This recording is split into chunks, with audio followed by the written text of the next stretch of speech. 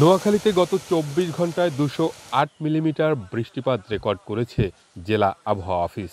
এদিকে পানি উন্নয়ন বোর্ড বলছে অতিরিক্ত বৃষ্টির কারণে জেলায় একদিনে পানি বেড়েছে ১৭ সেন্টিমিটার।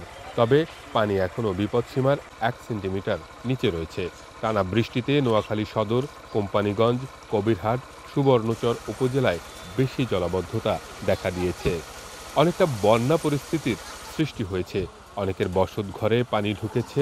আর ৪ উপজেলার মাধ্যমিক বিদ্যালয়ে পাঠদান ও অর্ধবার্ষিকী পরীক্ষা বন্ধ ঘোষণা করা হয়েছে। বাংলাদেশের একমাত্র স্মার্ট সিটি বসুন্ধরা এখন আরো নিরাপদ, আধুনিকতায় আরো এক ধাপ এগিয়ে। বেশি জলাবদ্ধতা দেখা দিয়েছে জেলা শহর মাইজদীতে। এখানে বিভিন্ন সড়ক ও পাড়া মহল্লায় পানিবন্দী হয়ে পড়েছে অনেক মানুষ। নোয়াখালী পৌর শহরের স্টেডিয়াম পাড়া, জেলখানা সড়ক এলাকা, ফকিরপুর, হরিনারায়ণপুর, লক্ষ্মীনারায়ণপুর হাউজিং সহ বেশিরভাগ এলাকার সড়কগুলোতে হাঁটু পরিমাণ পানি উঠেছে। এছাড়া এসব এলাকার নিচতলা ও কাঁচা ঘরগুলো পানিতে প্লাবিত হয়েছে। ফলে পানিবন্দী হয়ে দুর্ভোগে পড়েছেন বাসিন্দারা।